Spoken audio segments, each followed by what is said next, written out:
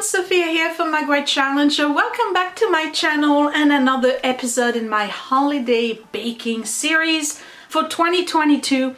Today I am making something that is actually quite lengthy to make.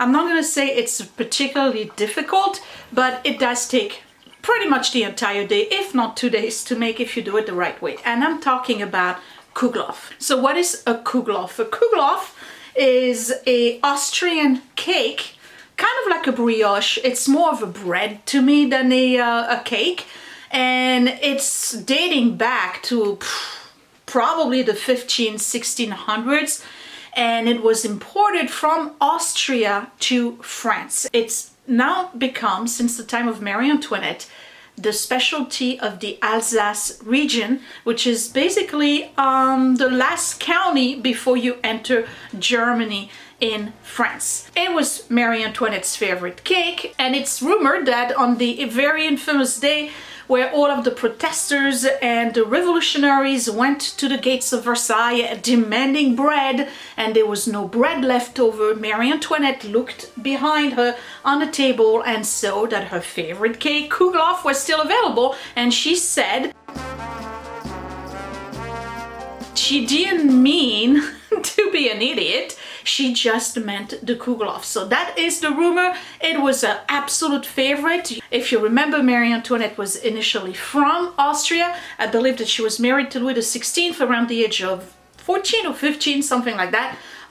Taken out of Austria into France to marry to the crown of France, was miserable the entire time, but took the cake with her. So Kouglof it is. It's actually a very, very nice dessert. You can have it for breakfast. It would be the equivalent to panettone. Basically, if you remember the panettone that you get around Christmas time, it's a brioche with raisins. I hope you enjoyed this recipe. Let's get started.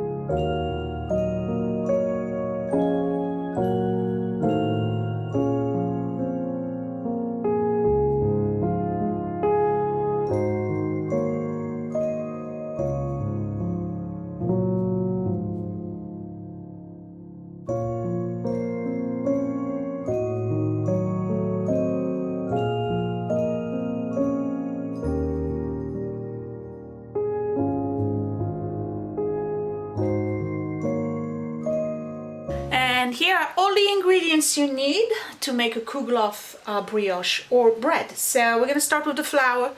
You need 3 cups of all-purpose flour, and then on the side you're going to reserve 3 tablespoons of that flour. You need 5 whole eggs. It's actually technically 5.5 eggs, but these are pretty large, so I'm just going to use 5 eggs.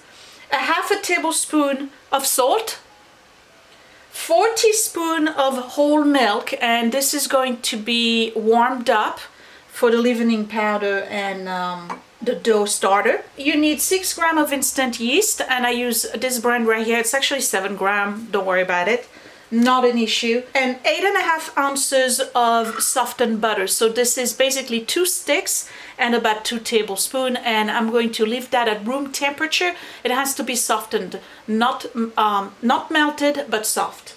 You're going to need 3.4 ounces of raisin, and if you want to, you can add cognac to it. You saw me add the equivalent of 1/4 cup of cognac and a little bit of water, and they have to basically soak for a good half an hour to 40 minutes. If you don't want to use the cognac, you can use Cointreau or you can use just plain water. Let's talk sugar. There's not a lot of sugar. This is basically 8.5 teaspoons of white granulated sugar.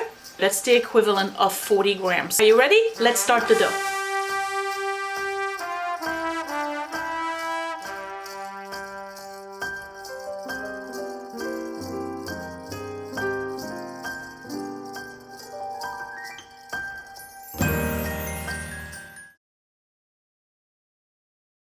I'm going to start by putting the dough attachment on my mixer.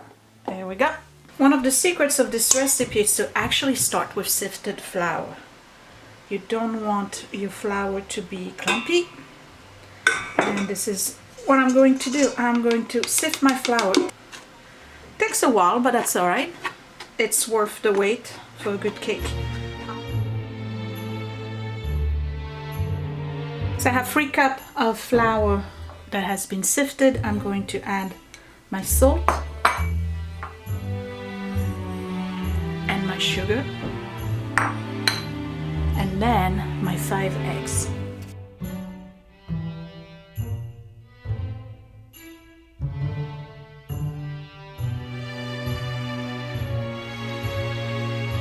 And in the mixer it goes at low speed for a good 5 minutes.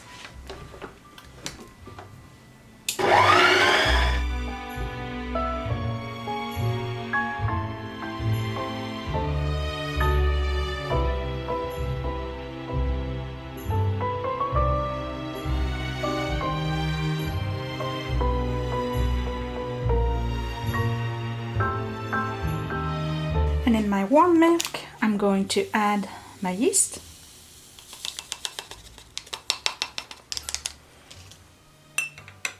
Mix it. And I'm going to let it melt. So I'm going to add my yeast. Some of it is not fully melted, that's okay, don't worry about it. To my mixer. And we're gonna go on low speed for 10 to 15 minutes, and then I'll start incorporating the butter.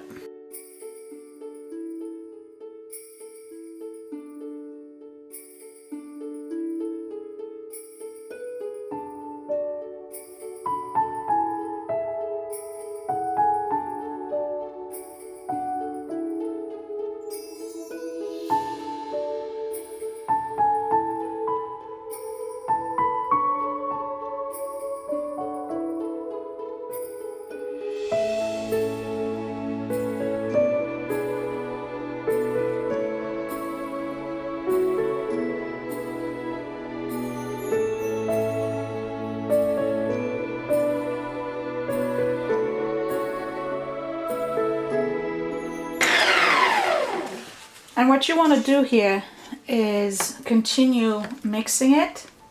I'm going to move the stuff from the sides for another 10 to 15 minutes until your dough looks really nice and silky.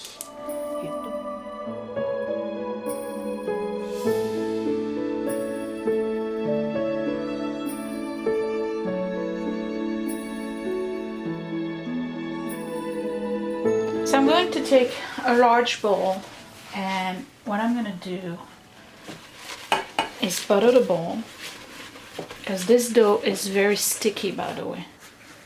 Very, very sticky. Okay. And I'm going to transfer all of my dough inside the bowl. It's going to go in a warm place with a towel over it, and I have to let it rise for 2 full hours.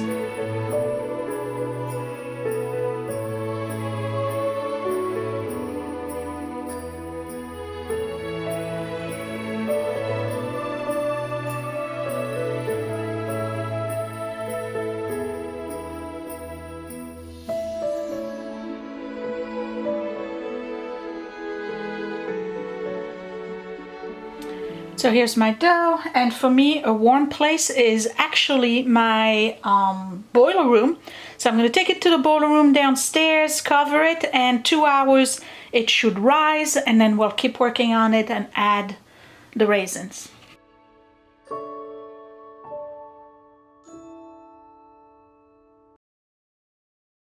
Okay, it's been 2.5 hours, doubled in volume. That's a good thing. I'm going to punch it. This is the best part. Oh, it smells wonderful. Let's punch it. Yeah, look at that. Cool. And I'm going to add my raisins to it. And just in case you had enough with the waiting, guess what? Once I have the raisins all incorporated, this has to go back into the fridge, technically overnight, all right? But we're gonna do 2 hours.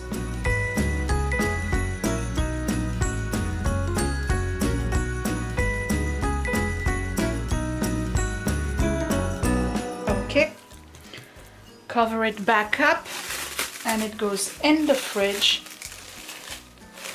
I'm going to leave it 2.5,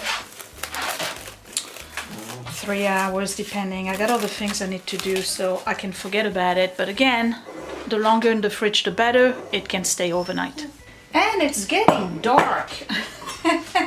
This cake takes forever and we're still not done, by the way. So here's my second rising, which happened in the fridge, and I'm going to put my Kouglof dough inside the Kouglof pan. Now the problem with the pan is that I thought I bought a large one and it turns out to be pretty small, so it looks like this.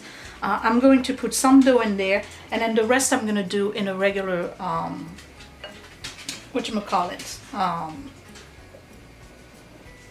bundt cake. So you just take the dough and you fill your mold at about 3/4.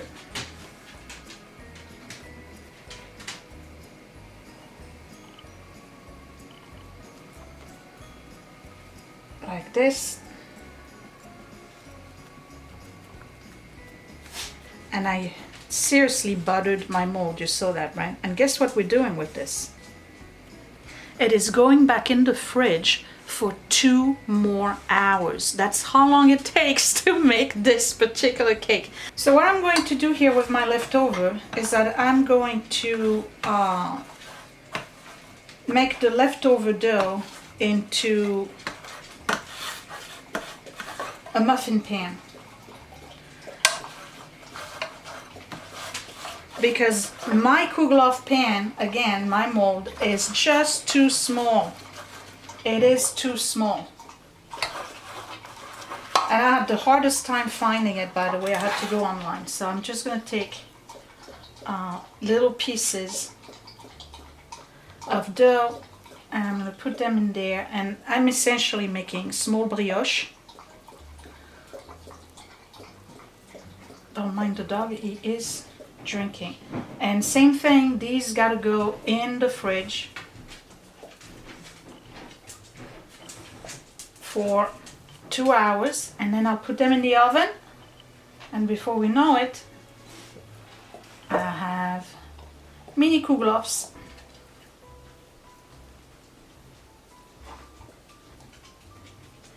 And a full one. Okay, in the fridge they go, 2 hours. Hey, some of you are probably wondering, well, Sophia, why didn't you just put everything in the bundt pan? Because a Kouglof has to have this shape.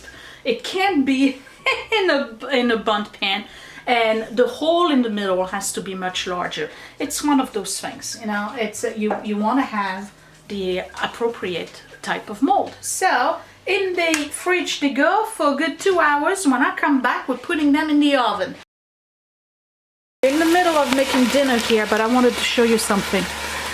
They are not baking. What I did was, after the extra 2 hours in the fridge, I put them in a very, very low temp oven to let them rise a little bit more. So I'm gonna leave them here for another probably 15 minutes, and then it's baking time. Okay, while Willie is stirring what appears to be, what are you making? Chili. Chili. Oven at 390 degrees. Okay, here we go at 390. I'm gonna put one here and the other one here. They gotta cook for 10 minutes, and then after 10 minutes I'm gonna reduce it to 340, and it's gotta cook for another 10.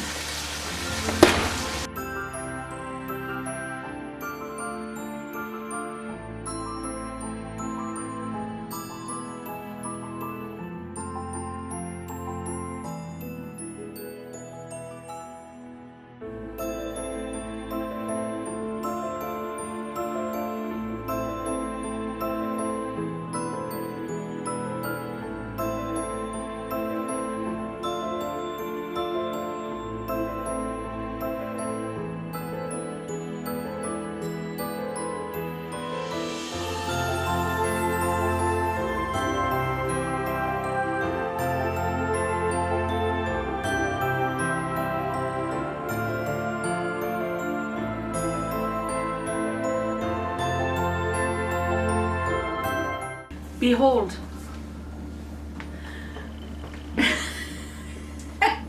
Kouglof, Marie-Antoinette's favorite.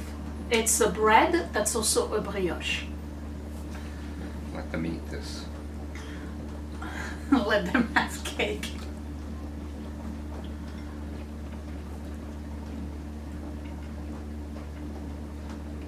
I guess it's an acquired taste. Are you for real? No, it's good. It's just I don't know why you're making a big deal out of it. It's absolutely delicious. Oh, sure, it's delicious, but you know.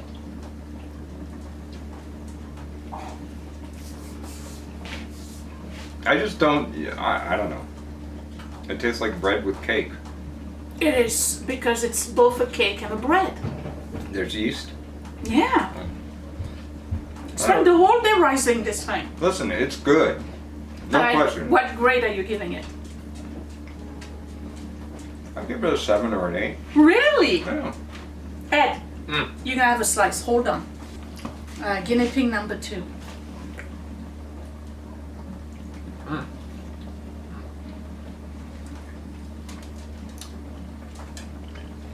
I think he likes it. You're just looking to see how good looking you are. I don't know what you're talking about. All right, what grade are you giving it? Hold on. 1 second. 1 more second. Well, you're getting another slice? Come on now, don't finish it all at once. We all All right, know. so what do you give it? So? I enjoy that it's not like an overload of sugar. Uh-huh. So I enjoy that there's other tastes than just pure sugar or fruit. Okay. And I really like how you did the bread. So you like it? Yes. Grade? Yeah. 9. Wow. Okay. That's my boy. Thank you. Yep. All right, listen. It is a brioche. It is a bread. It's more like a croissant type thing, and it's absolutely delicious. This brought back some serious childhood memories. I absolutely love it. The problem with it is that it takes forever to make it, okay? But trust me, if you bring this for your breakfast table on Christmas Day, it will be gone by the time breakfast is over. It's really, really good. It's fluffy, it's buttery, it's great. I love it. All right, that was my recipe for Kouglof. The full recipe is down below. I got it from a website called Baking Like a Chef, and I am going to tell you that I've looked at a ton of other recipes and I've tried this, not this particular recipe, but other recipes over the past 2 weeks, and this one was the best so far. So I enjoyed it. I hope you do too. Tell me down below, have you ever had a Kouglof before? Typical French pastry that you'll find at any bakery over there. It's the equivalent of the Italian CEDAR or the POMPTON. I love it. Thank you for watching. Don't forget to find me on Facebook and Instagram at My Great Challenge. Channel merch, My Great Challenge gift for apron, mugs, and other merchandise from My Great Challenge, all designed by Scott. My other Etsy shop is Frenchy and Tubby for vintage finds. And if you want to see more of these types of shenanigans and a more intimate look at my family life, you can join me on Patreon at patreon.com/mygreatchallenge. Thank you for watching. Bye. Hey, it's me, and guess what? Click that thumbs up if you really like this video. Thumbs down twice if you didn't. You can also share my video if you really liked it, or save it to watch later. Also, you can subscribe to my channel, but don't forget to click that bell button so you are always notified when I post a new video. Thank you for watching.